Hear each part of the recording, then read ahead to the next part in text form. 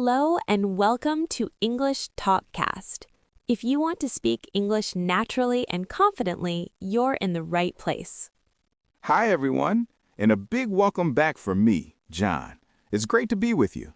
Today, we're tackling a topic that can be a little tricky for many learners. We're going to talk about three small but very important words: be, been, and being. That's right, John. They all come from the same verb, the verb to be, but you can't switch them. They each have their own special job in a sentence. Exactly, and using them correctly can really make your English sound more natural. So, our goal today is to make these three words your friends. We'll break it down, give you lots of clear examples, and by the end of this episode, you'll feel much more confident. Definitely. Let's start with the first one, the original, the base form, be. Sounds good. So, be is what we call the infinitive, or the base form of the verb. It's the verb in its most basic, unchanged state. You'll often see it with the word to before it, like to be. For example, if you're talking about your future dreams, you might say, I want to be a pilot, or she wants to be a famous singer. Right. Another very common place you'll find be is after modal verbs. Now, modal verbs are those helping verbs like will, can, should, must, might. That's a good point. After those words, you always use the simple form be. For instance, I will be there in 5 minutes, not I will am or I will is, just will be. Exactly. Or giving advice, you should be more patient. Or talking about ability, he can be very funny when he wants to. In all these cases, the verb after will, should, or can is just be. Okay, so that's the base form, but the verb to be is tricky because it changes a lot, especially in the present and past tenses. It's an irregular verb. It is. In the present tense, be changes into three different words: am, is, or are. It depends on the subject of the sentence. Right, so for I, we use am. I am a student.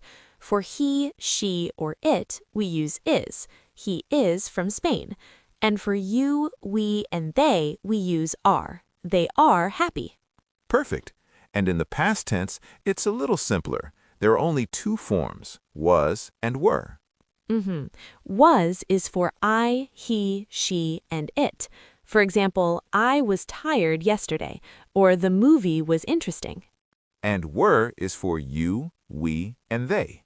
You were late for the meeting, or we were at home last night. Exactly. So even though am, is, are, was, and were look different, they are all just different forms of that one verb, be. That's a key point. Let's do our first vocabulary highlight.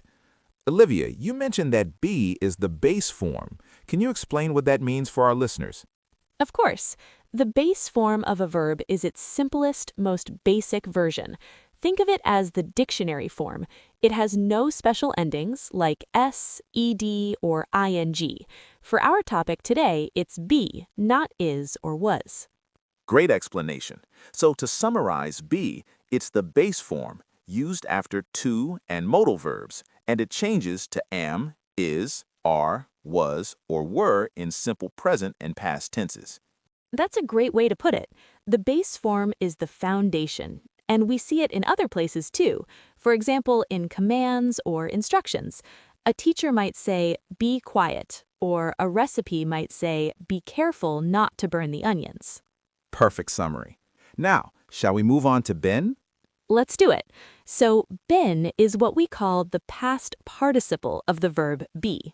That sounds a bit technical, but the rule for using it is actually pretty simple. The most important thing to remember is that been is almost always used after the verbs have, has, or had. That's the golden rule. If you see have, has, or had, you need the past participle, which is been. This creates what we call the perfect tenses.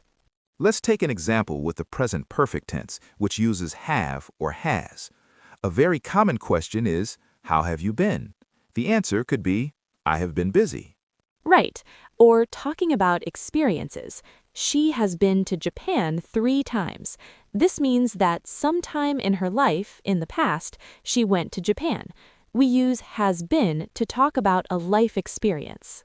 That's a great example. It connects the past to the present. The trip happened in the past, but the memory and experience are with her now. What about with had? When do we use had been? Had been is for the past perfect tense.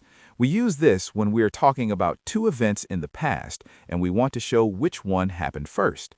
Can you give us an example? Sure. By the time I arrived, the party had already been over for an hour. So there are two past actions. I arrived and the party ended. Which one happened first?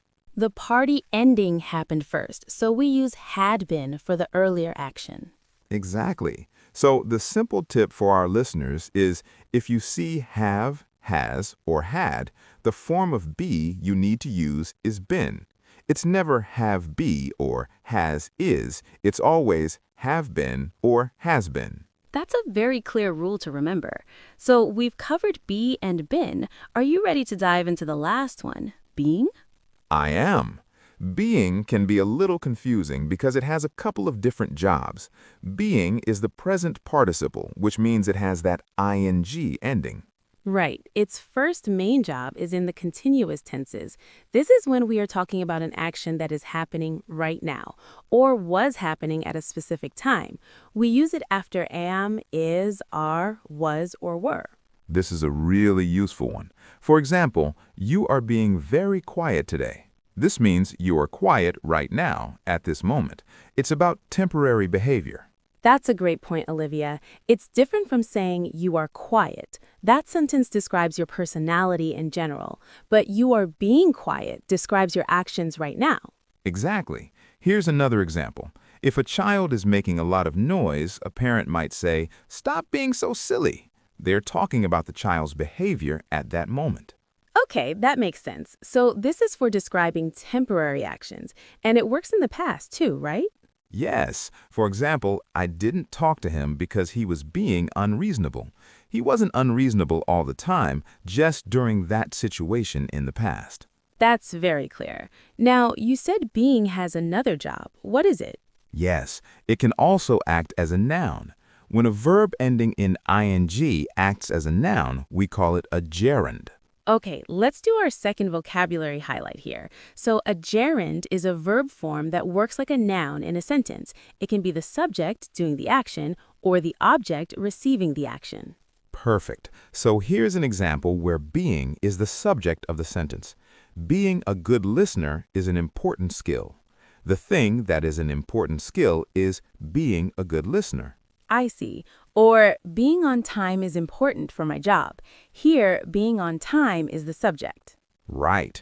And it can also be the object, for example, after verbs like love, hate, or enjoy. I love being on holiday. Or she hates being the center of attention. So to recap, being, we use it for continuous tenses to talk about temporary actions, and we use it as a noun or gerund at the beginning of a sentence or after certain verbs. You've got it. That was a lot of information, but hopefully the examples helped. I think so. How about we do a quick review and then a little quiz to test our listeners? Great idea. Okay, quick summary. Rule 1. Use be in its simple base form after to or after modal verbs like will and should. For example, I want to be a pilot. Rule 2, use been, the past participle, after have, has, or had to form the perfect tenses. For example, I have been to Paris. And Rule 3, use being, the present participle, for continuous tenses to describe temporary behavior or as a noun. For example, my brother is being annoying. Okay, I think we're ready. Listeners, we'll say a sentence with a blank. You can pause the podcast and think about whether the answer is be, been, or being. Ready, Olivia? I'm ready. Sentence number 1. You must blank quiet in the library. Okay, the key word there is must, which is a modal verb. So the answer is be. You must be quiet. Correct. Number 2. Where have you blank all morning? This one has the helper verb have, so the answer has to be been. Where have you been all morning? Excellent. Sentence number 3. I don't enjoy blank the first person to arrive at a party. This one comes after the verb enjoy. It's acting like a noun, a gerund. So the answer is being. I don't enjoy being the first person. That's right. Last one, number 4. My sister has never blank on an airplane. The key word is has, so the answer must be been. My sister has never been on an airplane. How did everyone do?